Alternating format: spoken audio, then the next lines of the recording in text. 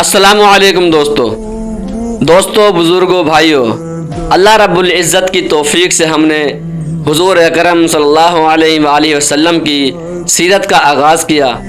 और पिछली वीडियोस के अंदर हम यहाँ तक पहुँचे कि हलीमा सादिया रज़ियल्लाहु ताला अन्हा हुज़ूर अकरम सल्लल्लाहु अलैहि वसल्लम को वापस उनकी वालिदा को दे आती हैं, क्योंकि जो शक के सदर का मामला वहाँ पर पेश आता है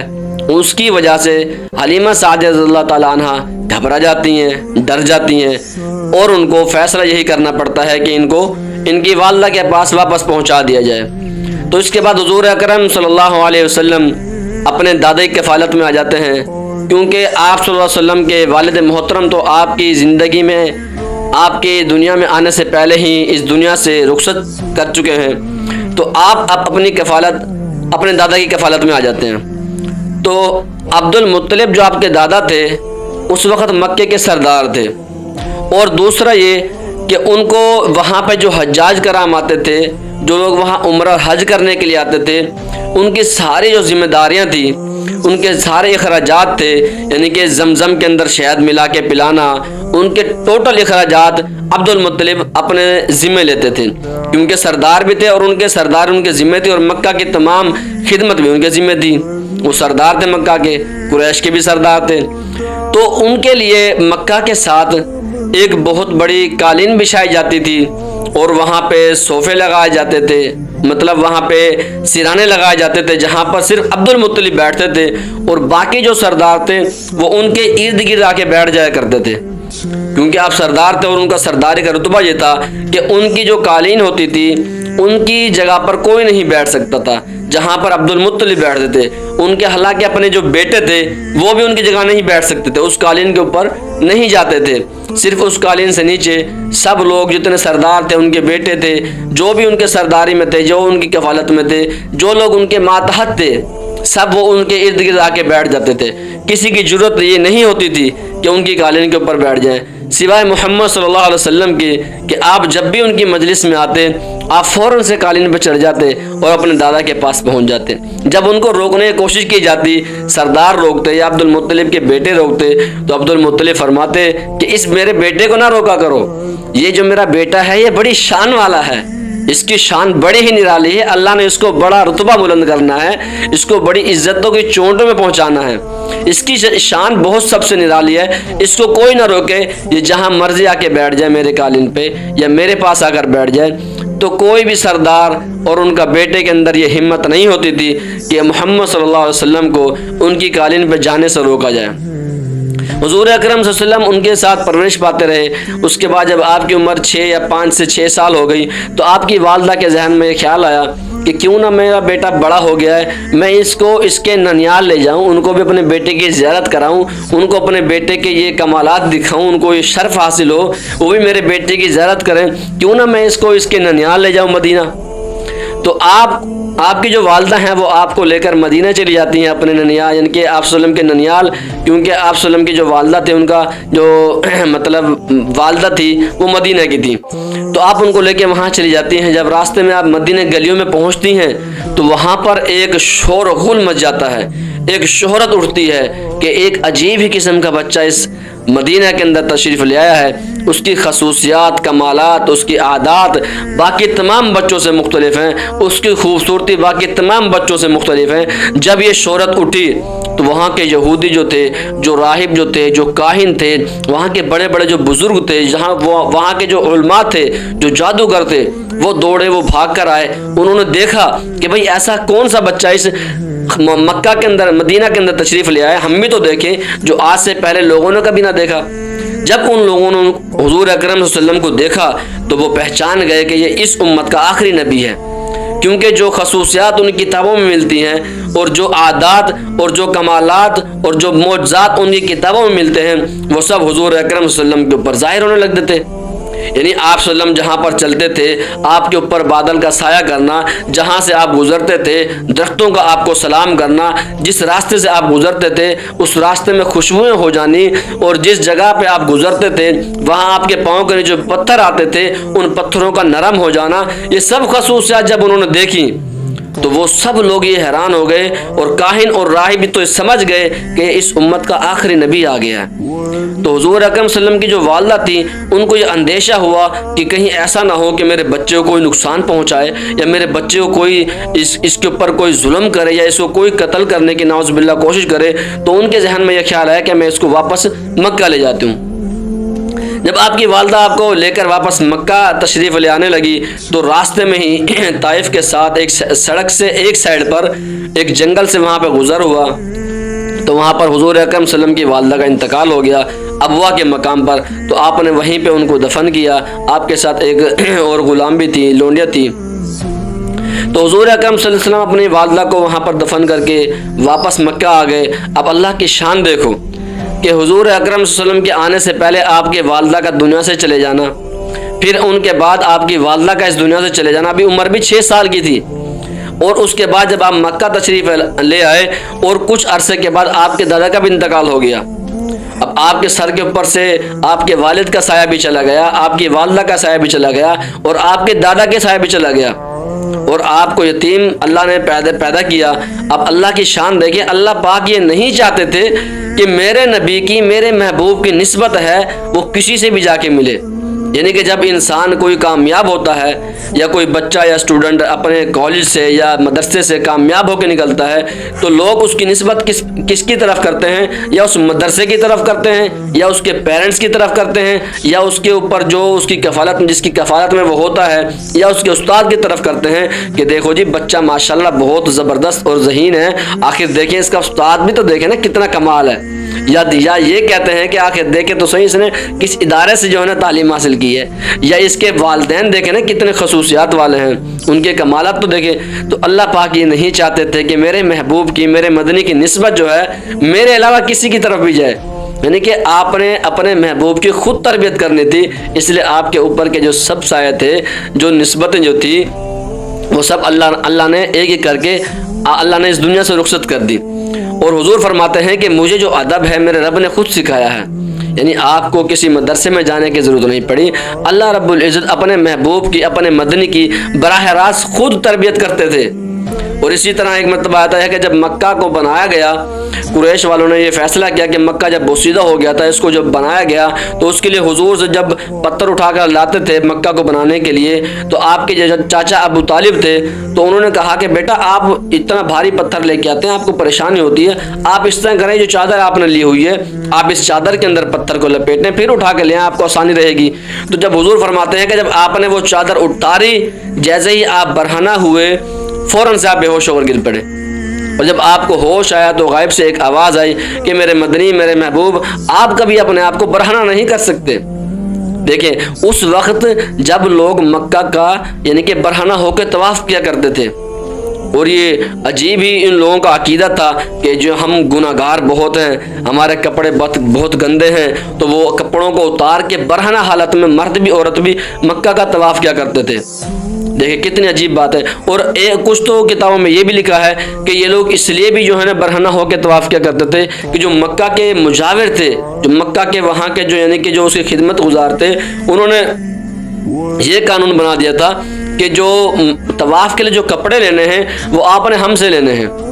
جو ہم سے کپڑے لے گا وہ ٹھیک ہے کپڑے پہن کے طواف کرے، اور جو ہم سے کپڑے نہیں لے سکتا یعنی کہ جو غریب ہوتے تھے وہ نہیں لے سکتے تھے تو وہ مرد عورت برہنہ ہو کے طواف کیا کرتے تھے۔ اور یہ طواف 9 ہجری تک جاری رہا۔ حضور اکرم صلی اللہ علیہ وسلم کی نبوت ہو گئی، آپ کی ہجرت بھی ہو گئی، آپ مدینہ تشریف لے گئے، اس کے بعد 9 ہجری تک یہ برہنہ ہو کے مکہ کا طواف جاری رہا۔ تو پھر حضور اکرم صلی اللہ علیہ وسلم نے علی رضی اللہ تعالیٰ عنہ کو مکہ بھیجا اور یہ اعلان کرایا کہ آج کے بعد کوئی بھی انسان، کوئی بھی مسلمان برہنہ ہو کے مکہ کا طواف نہیں کرے گا، اور کوئی بھی مشرک کو مکہ کے اندر گھسنے کی اجازت نہیں ہوگی۔ تو یہ حضور صلی اللہ علیہ وسلم فرماتے ہیں کہ مجھے جو ادب ہے وہ میرے اللہ نے سکھایا ہے، تو آپ کبھی برہنہ نہیں ہوئے۔ تو اسی طرح حضور صلی اللہ علیہ وسلم کے جب دادا فوت ہو گئے تو آپ کی کفالت جو ہے ابو طالب نے کی، آپ اپنے چاچا ابو طالب کی کفالت میں آ گئے اور کافی عرصے ابو طالب کی کفالت میں رہے۔ آپ نے دیکھا کہ جب آپ چھوٹے تھے تو آپ کے دادا کیونکہ مکہ کے سردار تھے اور حجاج کرام کے سارے انتظامات انہوں نے سنبھالنے ہوتے تھے، تو اس لیے آپ کے پاس زیادہ مال و دولت نہیں رہتا تھا، یعنی کہ آپ کے دادا کے پاس جو بھی مال آتا وہ خرچ کر دیتے حاجوں کے اوپر۔ اور اسی طرح جب آپ کے دادا انتقال کر گئے تو ابو طالب آپ کے چاچا کی کفالت میں جب آپ گئے تو ان کا بھی یہی حال تھا کہ جو مال آتا وہ حجاج کرام کے اوپر خرچ کر دیا جاتا. تو مال و دولت کی خاص و کثرت نہیں تھی, تو غربت بہت زیادہ تھی. اور ابو طالب فرماتے ہیں کہ جب ہم دسترخوان لگایا کرتے تھے, جب محمد صلی اللہ علیہ وسلم دسترخوان پر بیٹھتے تھے تو سب کو کھانا پورا ہو جاتا تھا, حتیٰ کہ بچ جایا کرتا تھا. اور جب محمد صلی اللہ علیہ وسلم دسترخوان پر نہیں بیٹھتے تھے تو ہمارے کھانے کے اوپر کبھی کھانا پورا نہیں ہوتا دسترخوان پہ, اور میرے بچے آپس میں کھانے کے لڑتے تھے. تو ابو طالب نے یہ اصول بنا دیا تھا کہ جب تک محمد دسترخوان پر نہیں بیٹھیں گے کھانا شروع نہیں ہوگا, کیونکہ ان کے بیٹھنے سے کھانے میں برکت ہو جاتی تھی اور ان کے بچے پیٹ بھر کے کھانا کھاتے تھے. اور سوائے محمد صلی اللہ علیہ وسلم کے کوئی بھی بچہ ایسا نہیں تھا جو روٹی کے اوپر نہ لڑتا ہو. سب بچے ابو طالب کے روٹی کے اوپر لڑا کرتے تھے, کھانے کے اوپر لڑا, کیوں کھانے کی کمی تھی, پیسوں کی کمی تھی, جو آتا وہ حاجوں میں خرچ ہو جاتا. تو آپ نے دیکھا کہ میرے چاچا کے اوپر بھی خاص و مال نہیں ہے, میرے دادا کی بھی حالت رہی. تو آپ نے اپنے چاچا کو بولا کہ چاچا جان میں ایسا کرنا چاہتا ہوں کہ میں بھی آپ کی کچھ مدد کرنا چاہتا ہوں, یعنی کہ میں چاہتا ہوں کہ میں بھی کچھ کماؤں یا کوئی کام کروں, تجارت کروں, یا کوئی بھی کام کر کے آپ کا کام میں ہاتھ بٹاؤں. تو آپ کے چاچا نے فرمایا کہ آپ تو ابھی چھوٹے ہیں, آپ میری کفالت میں ہیں, جب تک میری کفالت میں ہیں میں آپ کی خدمت کرتا رہوں گا, تو آپ اس طرح کریں, آپ نہ کریں, میں کرنے کے لیے خود تیار ہوں. تو آپ نے فرمایا کہ نہیں, مجھے اچھا نہیں لگتا کہ آپ اکیلے ہی محنت کریں اور ہم سب بیٹھے کھائیں. تو آپ نے ایسے کیا کہ آپ نے بکریاں چرانا شروع کر دی. ایک انسان ہے کسی کی وہاں پہ مکے میں بکریاں لی اور ان بکریوں کو چراتے تو ان کا معاوضہ لیتے. تو آپ جب بکریاں چرایا کرتے تھے, آپ کے ساتھ ایک ساتھی اور بھی ہوتا تھا. ایک مرتبہ ایسا ہوا کہ مکہ کے اندر ایک شادی ہوئی, تو آپ نے اپنے جو ساتھی صاحب جو بکریاں چرایا کرتا تھا آپ کے ساتھ, آپ نے ان سے کہا کہ آپ ایک دن میری طرف سے بکریاں چرا لیں, میں دیکھ کر آتا ہوں کہ مکہ کے والے جو لوگ ہیں وہ کس طرح شادی کرتے ہیں, یعنی کہ ان کی رسومات کیسے ہیں, یہ گانے بجانے کیسے کرتے ہیں, ان کے شادی کے طور طریقے کیا ہیں. اب اللہ پاک کی شان دیکھیں, اللہ پاک اپنے محبوب کی تربیت دیکھ کیسے کر رہے ہیں کہ آپ کی کانوں کے اندر اللہ رب العزت نے موسیقی کی آواز بھی نہیں جانے دی, کیونکہ اللہ نے جس امت کے اندر, جس نبی کی شریعت کے اندر موسیقی کو حرام کرنا تھا, تو آپ گانوں میں کیسے جانے دیتے. تو آپ نے وہ بکریاں اس کے ذمہ لگا دی. وہ آپ پہنچ گئے شادی میں. جب رات ہوئی آپ شادی میں پہنچے تو آپ فرماتے ہیں کہ جیسے ہی میں شادی میں پہنچا تو میرے اوپر ایک ایسی نیند کا غلبہ طاری ہوا کہ میں وہیں پہ سو گیا, اور حتیٰ کہ میں ایسا گہرا سویا کہ مجھے نہ گانے بجانوں کی آواز سنائی دی, نہ شور شرابے کی آواز سنائی دی, حتیٰ کہ مجھے سورج کی روشنی کی جب تپش پڑی تو تب میری آنکھ کھلی, اس سے پہلے مجھے ہوش بھی نہیں تھا. اتنی گہری نیند میں سو گیا. اسی طرح حضور اکرم صلی اللہ علیہ وسلم فرماتے ہیں, آپ نے فرمایا اس شخص کی جو آپ کے ساتھ بکریاں چرایا کرتا تھا کہ یار میں تو رات کو جو ہے نا سو گیا, آپ ایسا کریں ایک دن اور میرے حصے کی بکریاں چرا لیں, میں آج جو ہے نا جاؤں گا, ضرور دیکھوں گا کہ مکہ والے کس طرح شادی کرتے ہیں, یہ لوگ کس طرح ان کی رسومات ہوتی ہیں. تو آپ فوراً سے اس بکری والے اپنے ساتھی کو بکریاں اس کے ذمہ لگا کے آپ پھر دوسرے دن چلے گئے تیار ہو کے. جب آپ پہنچے تو آپ کو پھر سے ایسی غنودگی, ایسی نیند کے غلبہ طاری ہوا کہ آپ وہاں فوراً سے سو گئے, اور ساری رات گانا بجانے ہوتے رہے, رسومات ہوتے رہی, شادی کا شور شرابہ ہوتا رہا. مجال جو آپ کے آنکھ کھل گئی ہو, یہ صرف اللہ رب العزت کی ترتیب تھی اور تربیت تھی کہ آپ کی شریعت کے اندر جس چیز کو ہم نے حرام کرنا ہے وہ آپ کے کانوں میں نہیں پہنچ سکتی. تو آپ واپس پہنچائے. آپ نے جب اس نے آپ سے پوچھا کہ آپ نے کیا دیکھا, تو آپ نے کہا کہ میری تو وہی حالت تھی جو پہلے دن تھی, یعنی کہ میں جیسے ہی محفل میں پہنچتا تھا مجھے فوراً سے نیند آ جاتی تھی. تو اسی طرح حضور اکرم صلی اللہ علیہ وسلم جب بڑے ہو گئے, ابو طالب کا شام میں سفر کرنے کا ارادہ ہوا تجارت غرض سے کہ بھئی مال و دولت بہت کم ہے, تو کیوں نہ ایک تجارت کا قافلہ لے کے میں شام جاؤں تجارتی غرض سے اور کچھ پیسے کما لاؤں. جب آپ کو یہ معلوم ہوا کہ میرے چاچا شام جا رہے ہیں تجارت کے لیے, تو آپ نے اپنے چاچو کا پلو پکڑ لیا, اپنے چاچو کی قمیض پکڑ لی کہ نہیں چاچو میں بھی آپ کے ساتھ جاؤں گا. جس طرح والدین کام پر جاتے ہیں یا کسی سلسلے سے باہر گھر سے نکلتے ہیں, جو چھوٹے بچے ہوتے ہیں ان کو چپک جاتے ہیں کہ ہم بھی آپ کے ساتھ جائیں گے. اب ان سے جان چھوڑنا مشکل ہو جاتا ہے. تو اسی طرح حضور اکرم صلی اللہ علیہ وسلم بھی آپ کے چاچا کے ساتھ لگ گئے کہ میں بھی آپ کے ساتھ جانا چاہتا ہوں، میں بھی سیکھنا چاہتا ہوں کہ میں تجارت کیسے کرنی ہے، لوگوں کے ساتھ کاروبار کیسے کرنا ہے۔ اب دیکھیں حضور اکرم صلی اللہ علیہ وسلم کی جو زندگی تھی بچپن کی، آپ کو خصوصیات جو پیورٹی تھی زبان کی اور صحت مندی تھی، خوراک غذا جو تھی وہ بالکل خالص کہاں سے ملی؟ حلیمہ سعدیہ کے قبیلے سے، دیہات سے۔ اس کے بعد آپ کو سرداری کے سارے طور طریقے عبد المطلب سے ملے، جب آپ ان کی قالین کے اوپر جا کے بیٹھتے، بڑے بڑے سردار آپ کے ساتھ آ کے بیٹھ جایا کرتے تھے، جو فیصلے کیا کرتے تھے، جو انتظامات کے بارے میں گفتگو ہوتی تھی، تو آپ نے سرداری وہاں سے سیکھی۔ اس کے بعد آپ تجارت کے لیے اپنے چاچا کے ساتھ تشریف لے گئے۔ جب آپ ملک شام کے بارڈر پر پہنچے، جیسے ہی آپ ملک شام کے اندر داخل ہونے لگے تو وہاں ایک گرجا گھر تھا اور وہاں کا ایک راہب تھا، وہ کافی دنوں سے کبھی گرجا گھر سے باہر نہیں نکلا تھا۔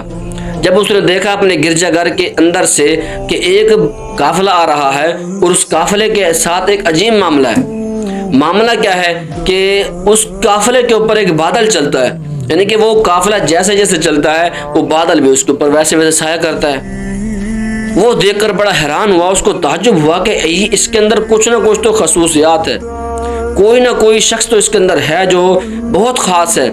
تو وہ اس گرجا گھر سے باہر نکلا اور اس نے اعلان کیا کہ جو قافلہ آ رہا ہے مکہ سے قریش والوں کا، ان سب کے سب کو میری دعوت ہو گئی، اور ایک اچھے بہترین کھانے کا انتظام کیا۔ اس کے ساتھ جتنے بھی اس کے نوکر چاکر تھے انہوں نے سب نے بہترین کھانے کا انتظام کیا، ان سب کو دعوت پہ بلایا۔ عبد المطلب نے اس طرح ابو طالب نے یہ کیا کہ سارے قافلے کو لے کے اس کی دعوت پہ چلے گئے، لیکن محمد صلی اللہ علیہ وسلم کو آپ نے وہاں پر سامان کے ساتھ تشریف رکھ دی کہ بھئی آپ وہاں پہ سامان کی حفاظت کریں، اور باقی ہم سب اس کی دعوت کے لیے چلے جاتے ہیں۔ جب اس راہب نے دیکھا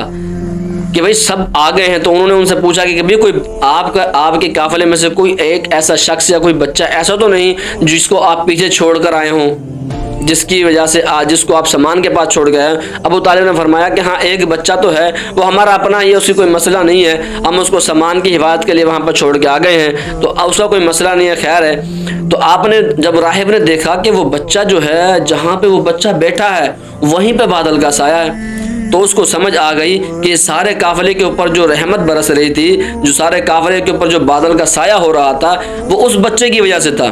اور جس وجہ سے میں نے دعوت دی اور اس بچے کو یہ وہاں پہ چھوڑ کے آ گئے۔ تو راہب نے کہا کہ اللہ کے بندو، میں نے اس بچے کی وجہ سے آپ کو دعوت دی تھی، ورنہ آپ کتنے سالوں سے میرے پاس اس ملک شام میں تجارت کے لیے آپ کے مکہ سے قریش والوں کے قافلے آتے ہیں، میں نے کبھی کسی کو دعوت دی بھلا؟ میں نے تو اصل میں جو چیز دیکھی اس بچے کی وجہ سے میں نے آپ کو دعوت دی، ورنہ مجھے آپ کو دعوت کرنے کا کیا مقصد ہے؟ تو آپ اس بچے کو بلا کر لاؤ۔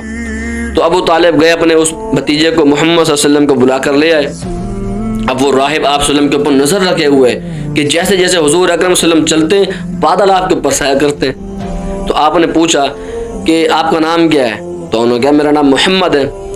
تو اس راہب نے کہا کہ اگر آپ برا نہ مانیں تو میں آپ سے کچھ سوالات کرنا چاہتا ہوں۔ انہوں نے کہا ہاں بھی بالکل کر سکتے ہیں۔ انہوں نے کہا دیکھو آپ کو لات اور عزا کی قسم آپ نے مجھے سچ سچ جواب دینا ہے۔ حضور اکرم صلی اللہ علیہ وسلم کو غصہ آ گیا، انہوں نے کہا مجھے لات اور عزا کی قسم نہ دو، میں تو اس دنیا کے اندر سب سے زیادہ نفرت اس لات اور عزا سے کرتا ہوں، مجھے تو ان بتوں سے سخت نفرت ہے، مجھے لات اور عزا خبردارہ کرتا ہوں، مجھے لات اور عزا کی قسم دی۔ تو وہ راہب جو تھا وہ سمجھ گیا، تو اس نے کہا اچھا آپ کو اللہ کی قسم میں دیتا ہوں، جو سوال میں آپ سے پوچھوں آپ نے مجھے سچ سچ بتانا ہے۔ تو آپ نے کہا ہاں آپ اللہ کی قسم آپ دے رہے ہیں تو آپ جو پوچھیں گے میں سچ سچ بتاؤں گا۔ تو اس راہب نے پوچھا آپ یہ بتاؤ کہ آپ جو ہیں آپ کا بچپنا کہاں گزرا؟ تو آپ نے بتایا کہ میرا بچپنا فلاں فلاں جگہ گزرا۔ تو اس نے پوچھا کہ آپ نے بچپن میں کوئی چیز ایسی عجیب دیکھی جو کبھی نہ ہوئی ہو؟ تو آپ نے فرمایا کہ ہاں ایک چیز عجیب تھی، وہ یہ کہ میرے سینے کو چاک کیا گیا، میرے اس میں سے دل نکالا گیا، اس کو دھویا گیا، اس کے اندر سے ایک ٹکڑا تھا وہ نکال کے باہر پھینک گیا۔ اور اس نے پوچھا کہ آپ نے کوئی خواب دیکھے؟ آپ سے بتایا کہ میں نے کیا خواب دیکھے۔ تو آپ نے جو راہب جو تھا اس نے آپ کے چاچا سے پوچھا کہ یہ کس کا بیٹا ہے؟ تو ابو طالب نے فرمایا میرا بیٹا ہے۔ وہ کہا نہیں آپ جھوٹ بول رہے ہو، یہ آپ کا بیٹا نہیں ہو سکتا، اس کا جو والد ہے وہ اس وقت زندہ نہیں ہو سکتا۔ انہوں نے کہا نہیں یہ میرا ہی بیٹا ہے۔ انہوں نے کہا نہیں آپ جھوٹ بول رہے، ایسا ہو ہی نہیں سکتا کہ اس کا والد زندہ ہو۔ تو ابو طالب نے فرمایا ہاں اس کا والد تو فوت ہو چکا ہے، یہ میرا بھتیجا ہے، یعنی کہ میرا بیٹا ہی ہوا۔ انہوں نے کہا ہاں تو اب آپ نے بات صحیح کی نا، اس کا والد اس وقت زندہ نہیں ہو سکتا۔ تو آپ نے حضور اکرم صلی اللہ علیہ وسلم سے راہب نے عرض کی کہ اگر آپ محمد صلی اللہ علیہ وسلم ہے تو یہ گستاخی والی بات، اگر آپ ناراض نہ ہو، اگر آپ کو غصہ نہ آئے، میں معذرت کے ساتھ آپ سے ریکویسٹ کرتا ہوں، درخواست کرتا ہوں، میں آپ کا قمیض کا کپڑا پیچھے سے ہٹا کے دیکھ سکتا ہوں؟ تو آپ نے فرمایا ہاں بالکل دیکھ سکتے ہو، آپ نے مجھے اللہ کی قسم دی ہے تو اللہ کی خاطر تو میری جان بھی حاضر ہے، آپ دیکھ سکتے ہو۔ جب راہب نے پیچھے سے کپڑے کو ہٹایا اور کپڑے کے پیچھے ہٹایا تو دو کندھوں کے درمیان جو نبوت کی مہر تھی وہ آپ صلی اللہ علیہ وسلم کے پیچھے تھی۔ وہ مہر وہ ایسی تھی کہ ایک گوشت کا ٹکڑا تھا، اس کے اوپر جس طرح وہ مرغے کا کیس نہیں بنا ہوتا، مرغے کے اوپر جو وہ کیس بنا خوبصورت قسم کا، تو اس کے اوپر اس طرح خوبصورت قسم کے بال تھے اور ان کے ارد گرد جس طرح سیاہ تل ہوتے ہیں اس طرح تل نما سارے سرکل تھے۔ تو وہ پہچان گیا کہ یہ نبوت کی مہر ہے۔ اس نے ابو طالب کو یہ عرض کی کہ ابو طالب آپ ایسا کریں، اس کو نہ آپ شام نہ لے جائیں، یہ اس امت کا نبی ہے، اس امت کا آخری نبی پیدا ہو گیا ہے۔ جو خصوصیات میں نے اس کے اندر دیکھی وہ سب میں نے پڑھی اپنی کتابوں میں، وہ سب اس کے اندر پائی جاتی ہیں۔ آپ اس کو ایسا کریں، آپ اس کو ملک شام نہ لے کے جائیں، اگر وہاں کے لوگوں کو معلوم ہو گیا تو وہ اس کی جان کے پیچھے پڑ جائیں گے اور ہو نہ ہو نعوذ باللہ وہ اس کو قتل نہ کر دیں۔ تو ابو طالب نے جب یہ سنا تو آپ پریشان ہو گئے اور آپ اب پریشانی کے عالم میں سوچنے بیٹھ گئے کہ میں اتنا سفر کر کے آیا ہوں اور ملک شام کے بالکل بارڈر میں پہنچ گیا ہوں، اب میں کیسے جو ہے نا ان کو اپنے پورے قافلے کو واپس لے کے جاؤں؟ تو آپ نے یہ فیصلہ کیا کہ چلو اس طرح کرتے ہیں، محمد صلی اللہ علیہ وسلم کو واپس بھیج دیا جاتا ہے، دیتے ہیں اور ہم اپنے سفر کو آگے جاری کرتے ہیں۔ اب اتنا سفر کر کے ہم آئے ہیں تو اب ظاہر ہے اس کو ختم تو نہ کر دیں۔ تو آپ نے ان کو محمد صلی اللہ علیہ وسلم کو واپس باہر بھیجا کہ فیصلہ کیا جائے۔ جب آپ جا کے بیٹھے تو راہب نے کہا ابو طالب سے کہ ابو طالب اب غور کرنا اپنے اس بھتیجے کے اوپر کہ جہاں جہاں یہ چلتا ہے نا وہیں وہیں بادل اس کے اوپر سایہ کرتے ہیں۔ تو ابو طالب نے دیکھا تو جہاں جہاں حضور اکرم صلی اللہ علیہ وسلم چلتے جا رہے ہیں اور بادل ان کے اوپر سایہ کرتے جا رہے ہیں۔ پھر آپ ایک درخت کے نیچے جا کے بیٹھ گئے تو پھر راہب نے کہا ابو طالب اب دیکھنا یہ درخت کی شاخیں جہاں آپ بیٹھے ہیں اس طرف جھکاؤ نہیں ہے، اس طرف تو دھوپ ہے، حالانکہ درخت کا جو سایہ ہے وہ پرلی طرف ہے، شاخیں پرلی طرف جھکی ہوئی ہیں، تو اب دیکھنا اس درخت کا عمل۔ تو ابو طالب نے جب دیکھا تو درخت کا جو سایہ جو پرلی سائڈ پہ تھا وہ ساری شاخیں اکٹھی ہو کر حضور اکرم صلی اللہ علیہ وسلم کے اوپر ایسے آ گئی اور آپ کے اوپر سایہ کرنے لگ گئی۔ تو ابو طالب دیکھ کر بڑے حیران ہوئے اور بڑے سوچ میں پڑ گئے، تو واقعی جو جیسے خصوصیات بتا رہے ہیں تو ویسے ہی ہے۔ تو پھر آپ نے کہا کہ راہب نے کہا ابو طالب یہ درخت پتہ ہے کون سا ہے؟ یہ درخت وہ ہے جس کے نیچے حضرت عیسیٰ علیہ السلام بیٹھے تھے، اور ان کے بعد آج تک، اور وہ نبی تھے، ان کے بعد آج تک کوئی نبی بھی، کوئی شخص بھی، کوئی بھی اس درخت کے نیچے نہیں بیٹھا۔ اور عیسیٰ علیہ السلام نے یہ بشارت بھی دی تھی، یہ بتایا بھی تھا کہ اس درخت کے بعد اب میرے بعد جو آ کر بیٹھے گا وہ آخری نبی ہوگا۔ تو اب آپ دیکھیں اس درخت کے نیچے عیسیٰ علیہ السلام کے بعد کوئی شخص اس درخت کے نیچے نہیں بیٹھا۔ اب دیکھیں حضور صلی اللہ علیہ وسلم اسی درخت کے نیچے کے بیٹھے ہیں اور درخت کا سایہ کرنے کا انداز دیکھیں، درخت کی ٹہنیوں اکٹھا ہونا دیکھیں۔ تو یہ ساری چیزیں ہم نے اپنی کتابوں میں پڑھی ہیں، تو یہ معلوم ہوتا ہے کہ یہ آپ کا جو بھتیجا ہے جس کو آپ اپنا بیٹا سمجھتے ہیں یہ اس امت کا آخری نبی ہے۔ تو انشاءاللہ باقی باتیں اگلی ویڈیوز کے اندر، انشاءاللہ زندگی باقی تو ملاقات باقی۔ جزاک اللہ۔